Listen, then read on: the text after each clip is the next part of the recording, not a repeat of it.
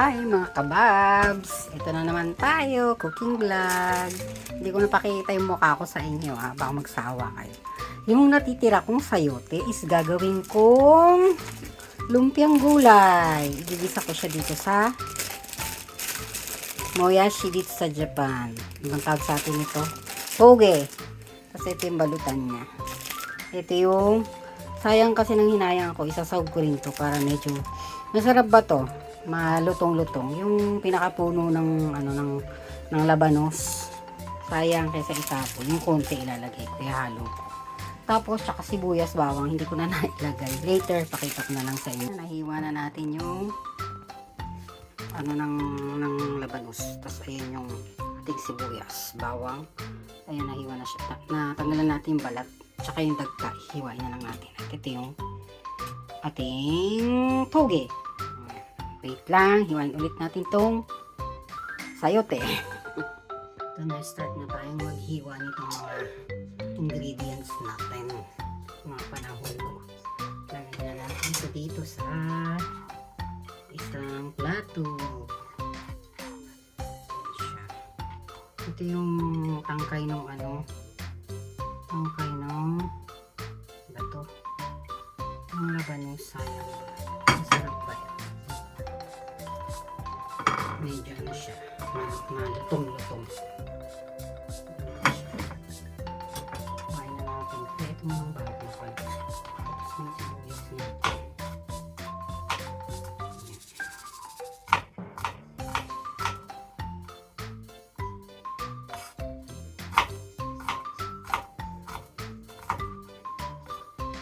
Tigay natin ang konti. Umubas yung pinakalasa niya. Mas masarap. Ito siya. Okay. Kung ano natin, lagyan muna natin. Kasi ito na yung natin nilagay ko dito. Yung natin ba? Toge. Ito hihiwain pa natin ito. Ano naman paghihiwa ko? Tama bang mabiling? Dito tayo pala.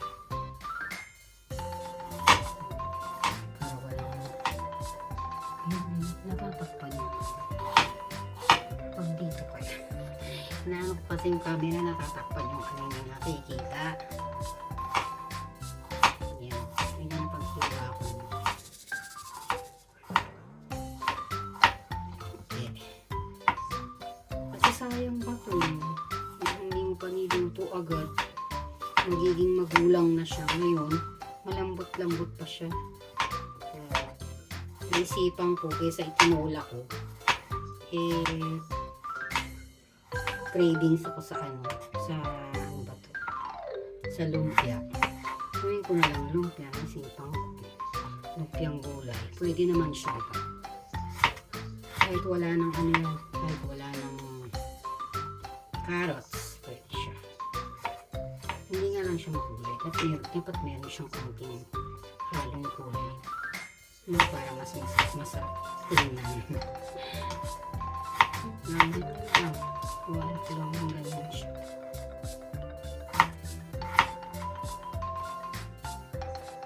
At tulad ng yung sinasabi, hindi na natin pagandahin pa yung paghihiwa natin dahil tayo lang din naman ang kakain. Parang ano lang.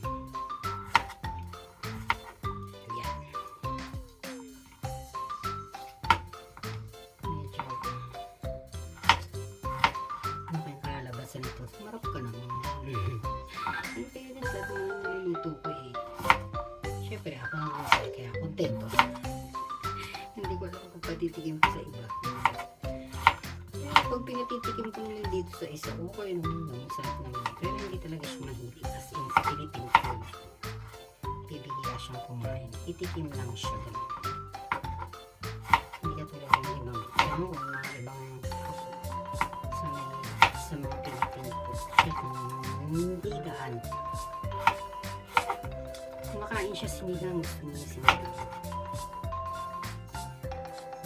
Tapos, ang kanyang gusto niya. Pag nagpapansit bihon ako, tumitikim din siya. Ano lang. Hindi ko naman siya pinipilit kung ano niya gusto.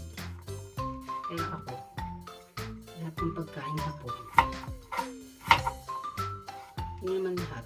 Hindi, pero alam ko lahat, kinakain ko na yun. Nakto, lahat yung mga isdang, hilaw, gano'n.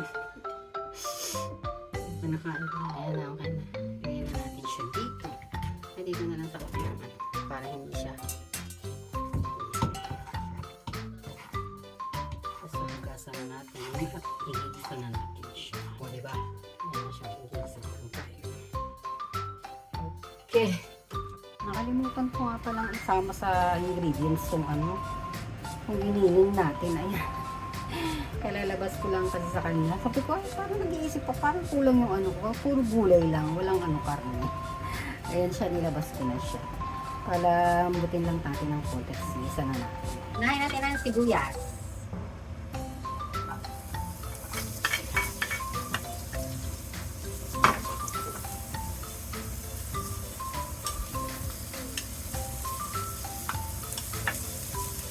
Ayan, ang pagigisa ko. Nag-brown na siya, saka na natin ilalagay ang ating bawang. Kaya may ilimo na natin siya.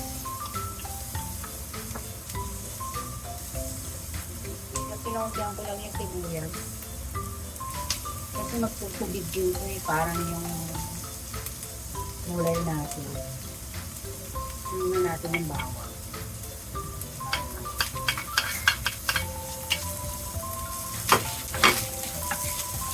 May na siya.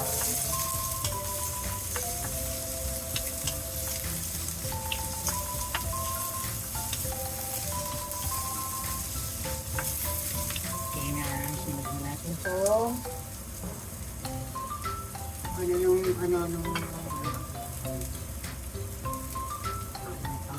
Basta yan siya. Sunod na natin. Yung labanos pala. Ano ba yan? Nagablanko ako. Ganito na ba talaga pagka nagmamature ko? Ulit-ulit ko na lang sinasabi, hindi ko matanda. Ano siya? Ang bango na ng amoy. Grabe. Tapos na natin ito. Ating hiniling. Hinahan natin yung apoy. Sudat pa. Lambutin muna natin yung pa natin ako para mag-moist siya. Ayan. Okay. Lambot na yung hiniling natin. Tuloy natin ang pag-higit.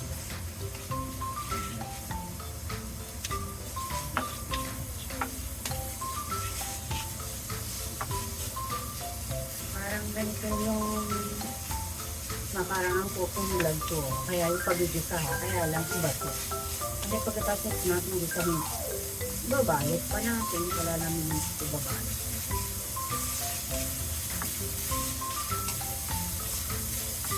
Ayan siya. Lalangin na natin yung ating gulay. Pero bago yun, titimplahan muna natin siya. Ayan. Pusyo. Paminta. Paminta muna. Parang yung patulog ng ating ingredients or pampalatan pa ng season. May ating puting season. Ayan. Curry season.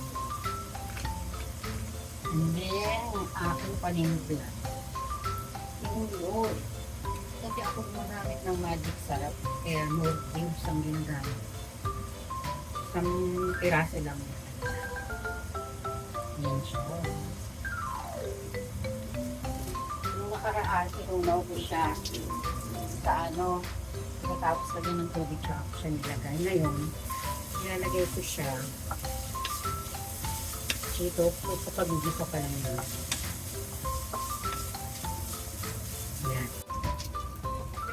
Yung ating sayote, tignan nyo, nagmantika na siya, grabe. Yan, inuhos ko na siyang bigla.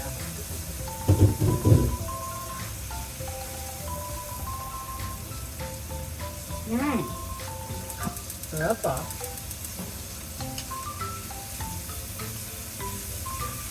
Naman nilagay na natin yung ating toge.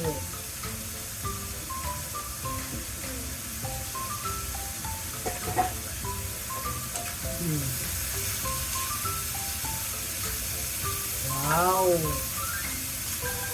Yun naman. Ganyan lang siya. Kaya na siya. Hinihinasa natin ano. Hindi ko na dinagdagan ng panimpla. Tama na yan. Na siya. Malalamigin na lang natin siya. Hinapko ko lang. Pagkalagay ko ng ano, pinatay ko kaagad yung apoy. Ayan na siya. Tapos palalamigin. Tapos ibabalot. Tapos yun na ipiprito po natin.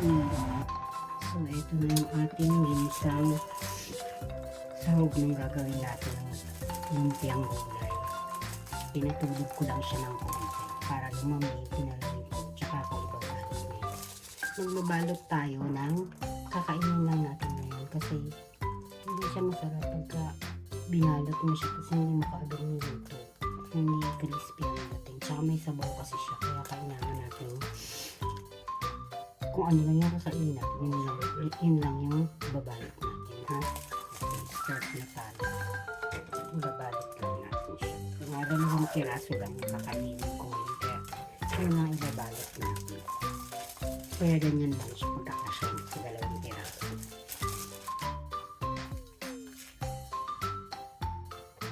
Maganda yung lumpia wrapper nila dito. Sarap magbalot na. Medyo may sabaw kasi siya. Tubig kaya ito. Kasya naman ang dalawa. Diba? Ang kain na natin ngayon. Saka na ba? Kunti pa. Nakikita niyo ba?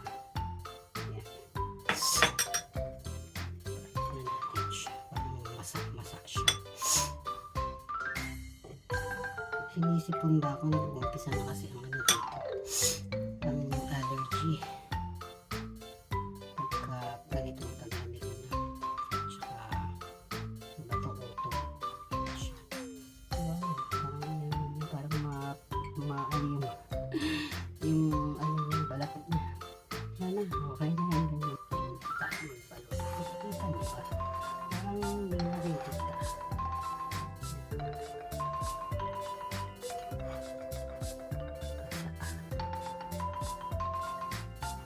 Kaya di na natin lalagyan ng tubig kasi titilit na siya. Ayan. Pipintuhin na. Pirtuhin na natin siya.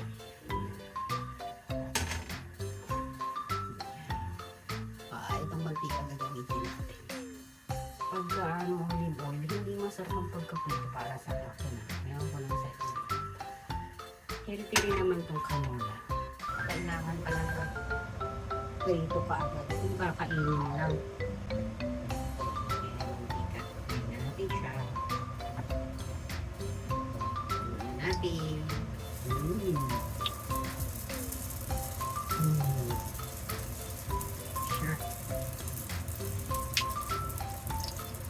Wow!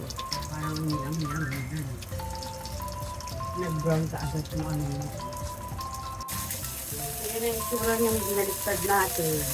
Ay, lumabas yung ano. Kaya mo ang yamig ka. Lumabas yung sahog ng konti. Lumupas. Kaya yan siya. Wow! Kung isa umukin.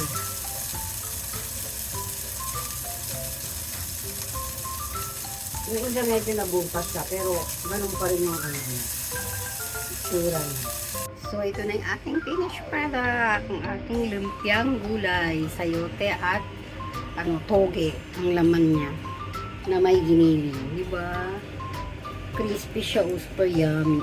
Diba? Nabuuri naman siya. Mahina lang yung apoy. Yung isa medyo nabuksan yung loob. Pero okay pa rin siya. Yung pa rin yung ano niya, yung pagka hugis niyang lumpia pa rin ang itsura niya. Okay, yan lang for today's video. Thank you lagi sa panonood sa akin mga tsatsaga. Salamat. See you on my next vlog. Bye.